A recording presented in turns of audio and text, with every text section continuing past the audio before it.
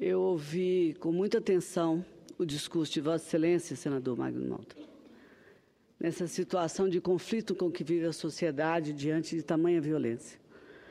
Quando Vossa Excelência descreveu o que aconteceu no Piauí, eu cheguei a arrepiar. Nós temos uma cultura de violência, principalmente contra a mulher, uma cultura inaceitável, e ficamos caminhando em círculo, amassando barro, tentando ver como enfrentar uma situação como essa. De um lado, há uma cultura que parece que não acaba, historicamente ela persegue a condição das mulheres, mas hoje já não podemos mais falar só das mulheres violentadas, chacinadas. Nós temos que falar da sociedade inteira que se sente ameaçada. Acho que Vossa Excelência fundamenta bem quando diz: diminuímos para 16, depois vamos procurar 14, 12. Junto a isso, Vossa Excelência faz uma proposta, que é a primeira vez que ouço, muito interessante, que o governo deveria ouvir. Se não esta, outras propostas, mas alguma coisa precisa ser feita.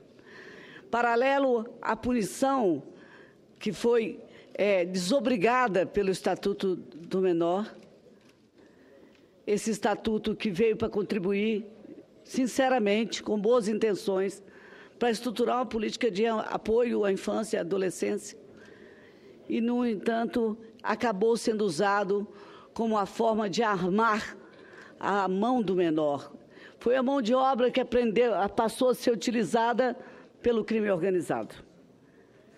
Porque, diante do fato da delinquência, da marginalidade, da violência, o estatuto era avocado, e eu ouvi de muitos delegados: não pode ser preso, não pode ser preso.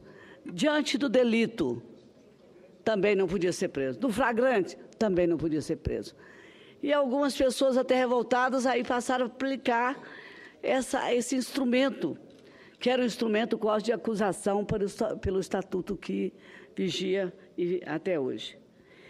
Eu quero dizer a Vossa Excelência que eu tenho 2 filhos. Vossa Excelência tem 5, 4.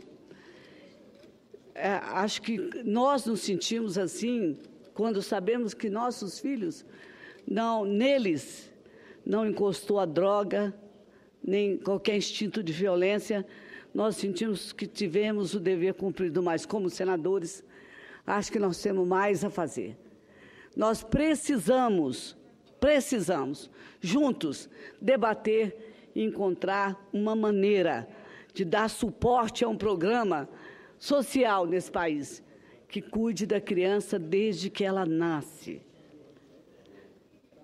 Eu, muitas vezes, fiquei durante 20 anos pregando que na escola também tem uma política a ser adotada, senadora Lúcia Vânia, que é a questão de educar as crianças sobre a questão dos direitos humanos e a cidadania.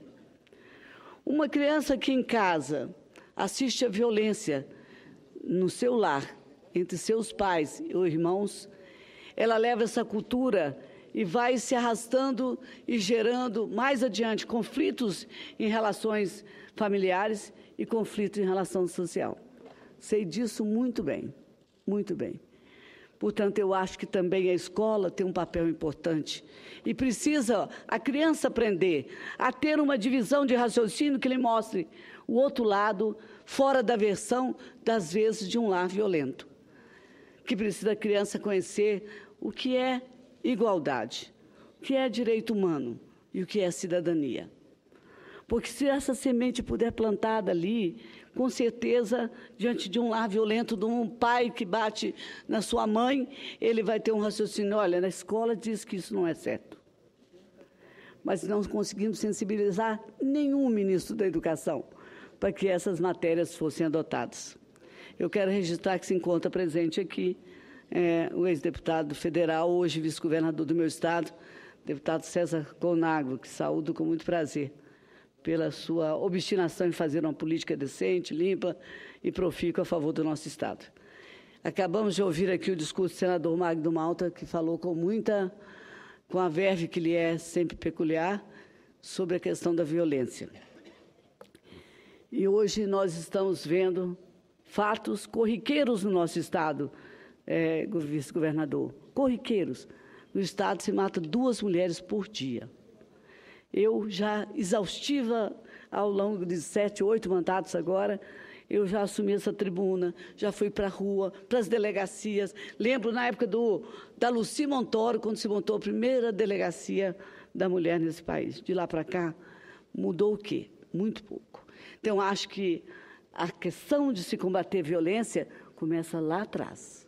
Começa também com as propostas que estão sendo colocadas aqui pelo senador Magno Malta, que diz, olha, existe uma atividade social, esportiva, que pode acompanhar a vida desse menor. E pode, em vez de deixá-lo à mercê do crime, dessa mão armada que todo dia sequestra a vida de uma criança, lhe tira a oportunidade de estudar e ser um cidadão exemplar, que lhe coloca, ao contrário, à mercê dos bandidos, dos marginais. Então, eu queria parabenizar a Vossa Excelência pelo discurso, dizer a Vossa Excelência que sou sua admiradora e sua eleitora. Espero ser novamente na próxima eleição. Mas queria também registrar aqui 2 fatos que marcaram a nossa semana, senador Paim. Em primeiro lugar, foi a questão do fator previdenciário, que nós estamos sabendo que há uma pressão muito forte para que a presidenta Dilma vete as mudanças que nós construímos no plenário desta casa.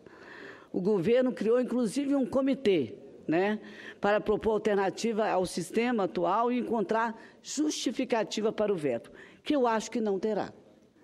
Nós conseguimos avançar, eu acho que o governo está emparedado, tem a defesa e tem também a defesa da sua base social, que no momento que enfrenta essa baixa popularidade e mais escândalos de corrupção, o PT deu apoio com ressalvas ao ajuste fiscal proposto pela presidente Dilma.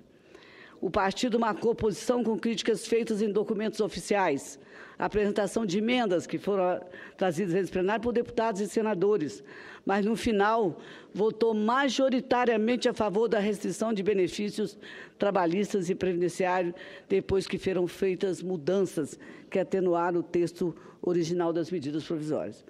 Agora, pelos noticiários, estamos sabendo que o ex-presidente Lula e o PT pressionam a presidente Dilma a não vetar a flexibilização do fator previdenciário incluído pelo Congresso nas últimas votações. O argumento é que é preciso fazer um aceno para a base social do partido. Ora, nós não estamos mais nesse momento.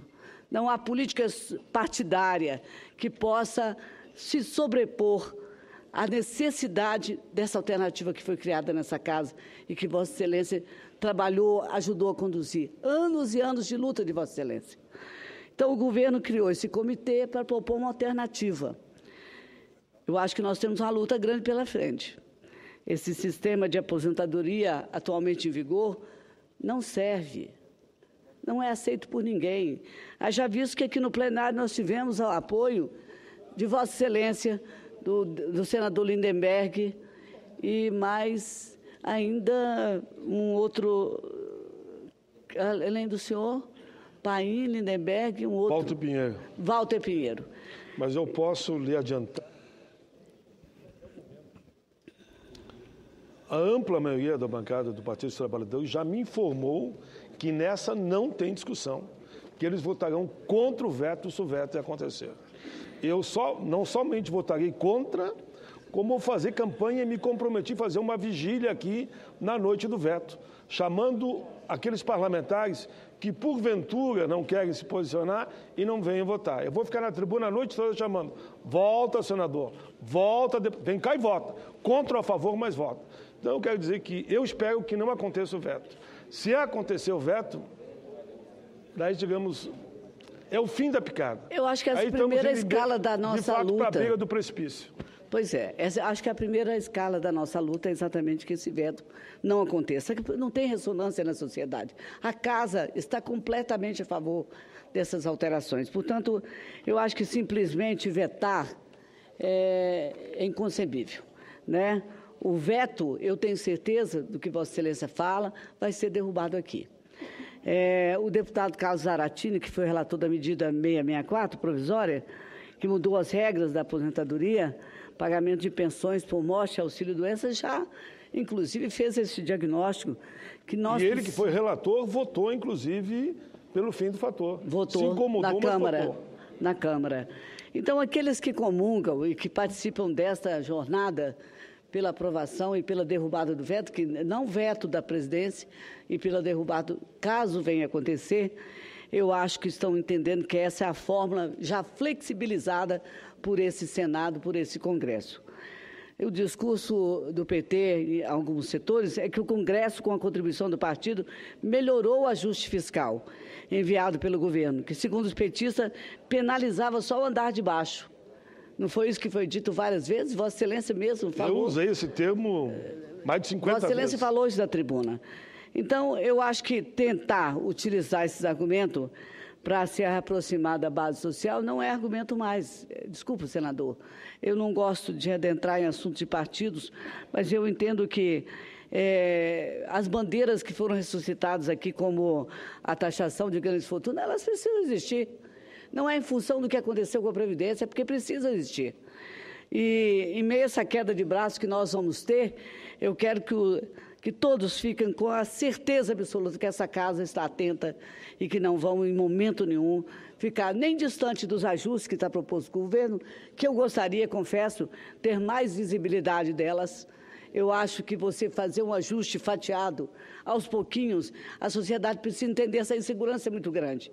Até outro dia nós tínhamos, assim, férias coletivas, não é isso? Agora nós temos desemprego, é real isso. Por causa dessa insegurança que ainda estamos vivendo, nós precisamos conhecer esse plano, esse ajuste como um todo. Essas negociações que nós fazemos, eu tive a oportunidade de chamar na comissão o presidente do Banco Central, debatemos com ele, ele tinha uma visão e tem, de que se avizinham uns tempos melhores, que esses ajustes são imprescindíveis, nós também temos. Mas eu ainda fico com a tese de Vossa Excelência, só no andar de baixo não dá. É preciso que a gente aprove um texto que tenha ganhos para a economia, para ajustar o país, para que ele saia da crise, mas que não tiremos mais nada do trabalhador. Tem ainda os cortes do governo. O governo precisa cortar na sua carne, precisa avançar nessa proposta de fazer ajuste dentro do próprio governo. Olha, haja visto que, como presidente da Comissão de Orçamento, nós estamos vendo que foi gasto com o PAC até hoje. Então, o país pecou lá atrás, acumulou seus erros, e não é a classe trabalhadora que tem que pagar. Bom, eu vou dizer que teve ganhos nessa proposta, esses ganhos são consistentes. Até o líder Zé Pimentel, que já foi ministro da Previdência, ele defendeu a flexibilização do fator previdenciário, que reduz o benefício conforme aumenta a expectativa de vida. O custo estimado dessa mudança, senhor presidente, caso seja sancionada pela presidente Dilma, vai ser de 40,6 bilhões em 10 anos e 2,5 trilhões em 35 anos. Também quero citar aqui o senador Garibaldi, também foi ministro da Previdência, que manifestou sua opinião favorável. No mundo inteiro... O atual ministro da Previdência, o ministro Gabas, em entrevista à Folha de São Paulo e o Estado de São Paulo, se não me engano, em reunião que não foi secreta, com 7 ou 8 ministros, senadores, também disse que é hora de acabar com o fator. Então, eu não sei quem é essa força oculta que fica com esse discurso permanente, com dados totalmente irreais sobre a questão do fim do fator. E com o sentimento divorciado da sociedade. E no mundo inteiro, são pouquíssimos países, é coisa de se contar nos dedos até, onde não há a idade mínima na questão da aposentadoria. Esse fator... É bom lembrar, me permita, com a Fórmula 85-95, nós estamos colocando a idade mínima. Com certeza. É esse o dado que eu acho que o comitê tem que começar a considerar. É como se nós estivéssemos acabando com a Previdência. Então, é isso que nós estamos discutindo, é esse fator. Nós estamos discutindo aqui, é uma herança, porque nós queremos ser mais realistas do que rei. Não é. É que nós queremos estar em consonância com a classe trabalhadora. nós não temos a idade mínima e apelamos para esses subterfúgios que são usados todo dia, toda hora. Ao contrário do que houve na reforma da Previdência, promovida no início do governo Lula, desta vez o PT não vai punir o que os votaram contra o ajuste fiscal promovido pelo governo. Na Câmara, dos 64 deputados petistas, 55 participaram da votação da medida provisória que restringiu o acesso ao seguro-desemprego e só um votou contra. No Senado, a bancada do PT deu uma orientação favorável às medidas provisórias, mas não fechou questão, como aconteceu também com o nosso partido.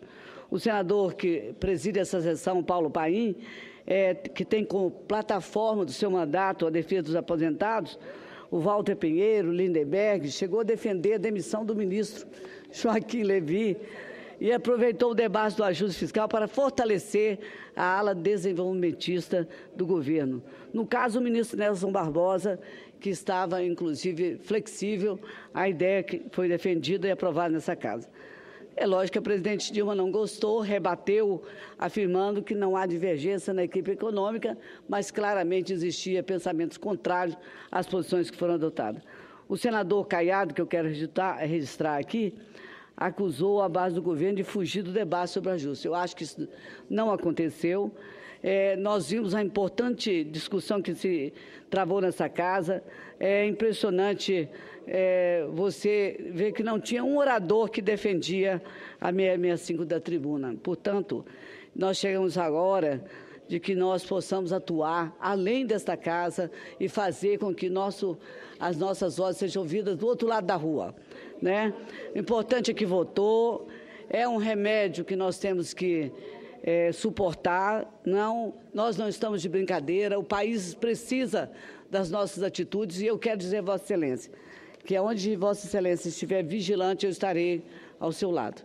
Registrando também que nós tivemos um avanço muito importante, que ela tem a mesma atitude com o fator previdenciário do que ela teve com a questão das empregadas domésticas. Todo mundo dizia que a presidente ia vetar e não vetou, e nós tivemos avanços importantes e consolidamos os direitos das trabalhadoras domésticas. Eu acho que é uma expectativa de que a presidente agora tenha o mesmo sentimento e tenha uma posição firme em voltar os seus olhos para aqueles que precisam do Congresso e da sua atitude como nossa presidenta do Brasil. Muito obrigada.